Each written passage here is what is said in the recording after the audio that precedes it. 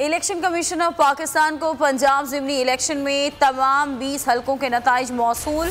हलकों में voting turnout 49.69% रहा। तफसीलात के मुताबिक इलेक्शन कमीशन को 3031 पोलिंग स्टेशन के नताइज रात गए RMS सिस्टम के तहत मिले, जबकि 20 हलकों में वोटिंग का टर्नआउट 49.71% रहा।